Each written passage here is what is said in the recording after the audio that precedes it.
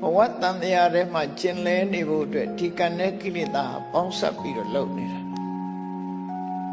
ကောင်းတဲ့ကံပဲဖြစ်ဖြစ်မကောင်းတဲ့ကံပဲဖြစ်ဖြစ်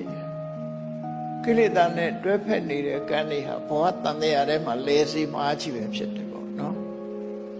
ဘဝတန်တရားလို့ဆိုတာကောင်းတာလုပ်လို့ဆိုးတာလုပ်လို့ဥပမာပဲတစ်ခုပြောမယ်ဆိုလို့ရှိရင်ကုသိုလ်ကောင်းမှုတွေလုပ်ရင်ကံကောင်းလိမ့်မယ်လို့လူတွေကထင်ကြတယ်ဟုတ်တယ်သူတို့ရည်မှန်းတဲ့ကံကဘယ်လိုဟာတော့ဘဝမှာဆင်ပြေမယ်အလုပ်ကိုင်းတွေကောင်းမယ်ငွေကြေးတနာတွေပြည့်စုံမယ်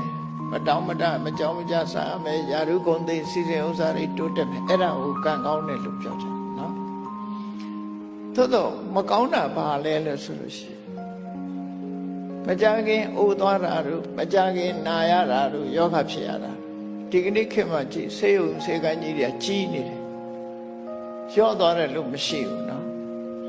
မစီရတဲ့နေရာဆိုတာတွေဟာအကုန်စေကားနေတယ်လူတိုင်းဟာယောဂကိနေဆိုတာအတ္တမရှားနေအဲ့တော့ကံကောင်းတယ်နဲ့ကြိုးစားနေရင်ကနေပြီးကံဆိုးမိုးမောင်တွေ့နေကြတာပဲဖြစ်တယ်ဘဝတန်တရားထဲမှာကံကောင်းအောင်လုပ်ဖို့အလုံးကိုခဲရင်တယ်နောက်ဆုံးပိတ်အဆုံးသတ်မှာတော့အကောင်းတွေ့ဖို့ရအတ္တမခဲရင်တယ်လူတိုင်းဟာသေဆုံးခြင်းမှာဆုံးတတ်ကြရတယ်ခင်မင်ကြတဲ့ဆွေတွေမျိုးတွေမိသားစုတွေကမျက်ရည်မျက်ခွက်နဲ့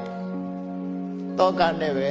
နေချရတာဖြစ်တယ်အဲ့တော့ကံကောင်းပါတယ်ဆိုရင်ဆိုတဲ့ပုဂ္ဂိုလ်ရောအဲ့ဒီလိုဟာမျိုးတွေ့ရလားတွေ့ရတယ်ယာရုကြီးတဲ့ပုဂ္ဂိုလ်ရောအဲ့ဒါမျိုးတွေ့လားတွေ့တာပဲစီစဉ်ဥစ္စာချမ်းသာကြွယ်ဝတဲ့ပုဂ္ဂိုလ်တွေလည်းတွေ့တယ်အဲ့တော့တန်တရားထဲမှာကံကောင်းတယ်ဆိုတာဘာပြောတာလဲကောင်းတဲ့အပိုင်းလေးကိုကြည့်ပြီးတော့ကံကောင်းအောင်လုပ်ကြတယ်အလုပ်ကောင်းရင်ကံကောင်းတယ်လို့သူတွေကပြောနေကြတယ်အေးကိလေသာတွေနဲ့တွဲဖက်နေတဲ့ကံတွေဟာအကောင်းသက်သက်မရှိဘူးအဆိုးဘက်ကိုတွန်းပို့နေတာတွေဒါများတယ်ပေါ့